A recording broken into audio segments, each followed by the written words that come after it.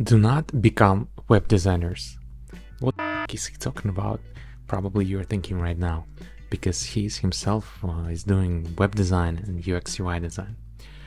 But wait some minutes, and by the end of the video you'll understand what I mean by that phrase, and I'll give you 5 reasons why I'm thinking why you should become a web designer. Yes, it is so much easier to become a web designer nowadays than it used to be 12 years ago.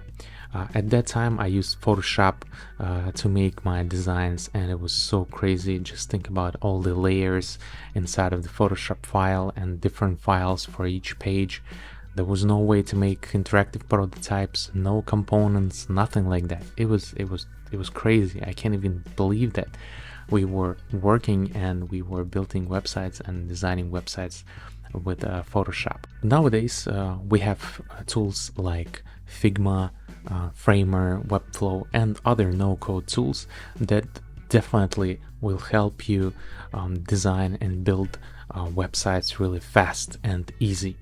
And it will probably take you a few days or even a few hours to make a website. However, there is much more behind this profession, and right now I'll give you 5 reasons why you shouldn't become a web designer. So the first reason, and I'll give you an example from my real life that happened to me a few months ago, and actually it brought me an idea of making a video like this. So you need to understand the principles of web design and the workflow. An example is about a project that we worked for our client, and the client brought his own designer, and he said that this designer is really cool, and he did all the visual identity for us, and he did a lot of graphic design and stuff, and I want him to do the design of my landing page. We said okay, and we said that we're going to be doing the development part. So after a few weeks we got the file with the designs, and guys, you're not gonna believe it, but it was an Illustrator, Adobe Illustrator file, not Figma, in CMYK color space. Can you imagine that? I was shocked. And when I opened the file, I seen the layout. It was 1920 pixels for the width, and it should have been a mobile version. I was shocked and I was terrified looking at this design, and I'm not talking even about that it wasn't done in Figma. It didn't have any out layouts, and all the types were in different positions, and all the elements were completely messed up. Yes, it looked beautiful, of course, the design was amazing, but the way that it was done, it's crazy. It's not professional, and I understand that this person who was doing this design, he did it for the first time. He doesn't know and he doesn't understand how to work in Figma or how to prepare a design for the website. He doesn't know about paddings, about the correct spacing, about the 8-point grid and stuff like that. So this was a problem, and we had to redesign and redraw basically this file for ourselves, and in order to work with it for the development part. The second reason is that UX UI is not only about beautiful dribble shots, it's something more, and it's about user experience.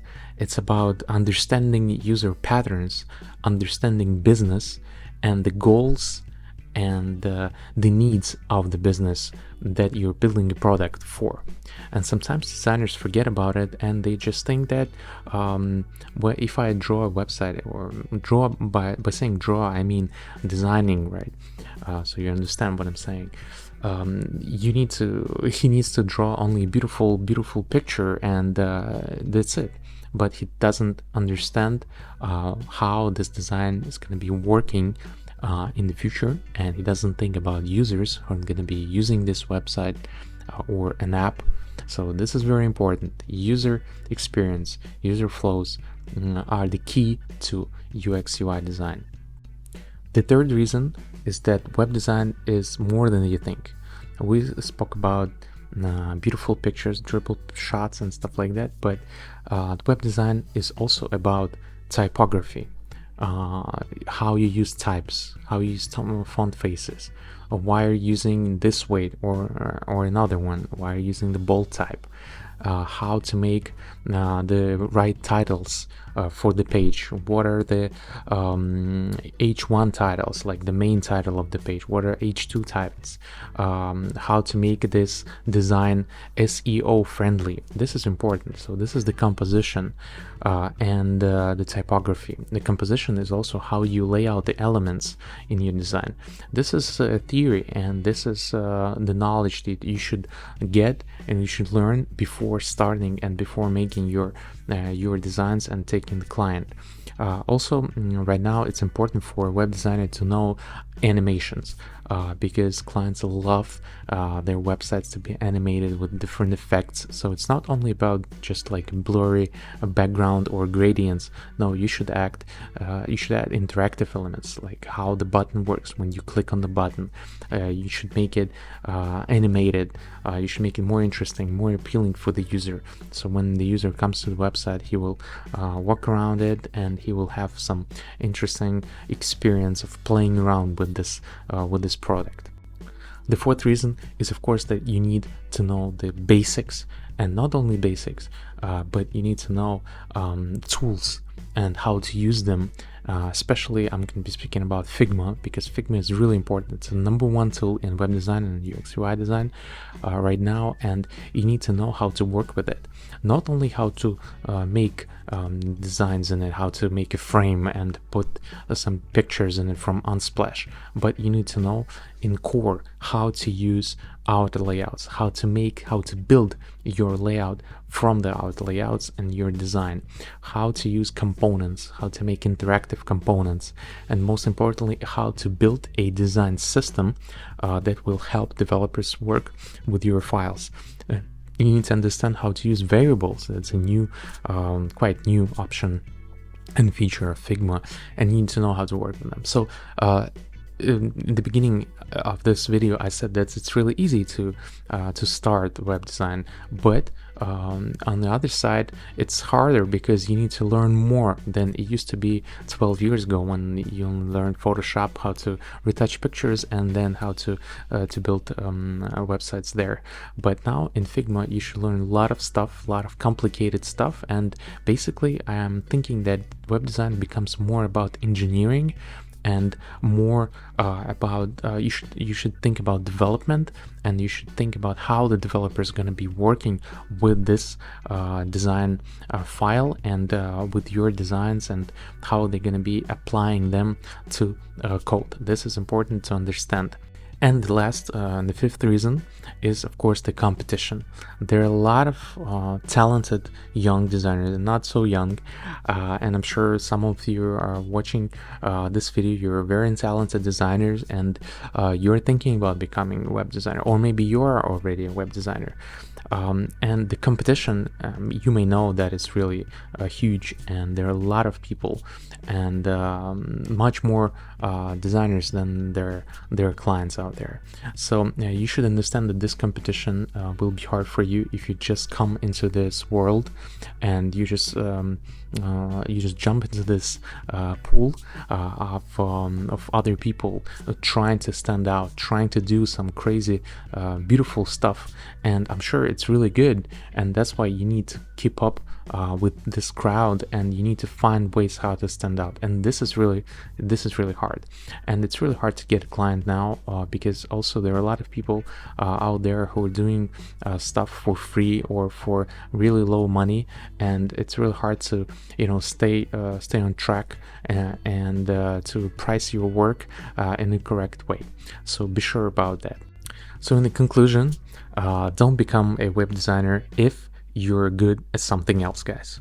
As I said in the beginning, I was giving you an example of the graphic designer who tried to make a design for this website, and the design was beautiful, but he didn't know how to build it and how to work with it. He didn't understand how to make a design for a website.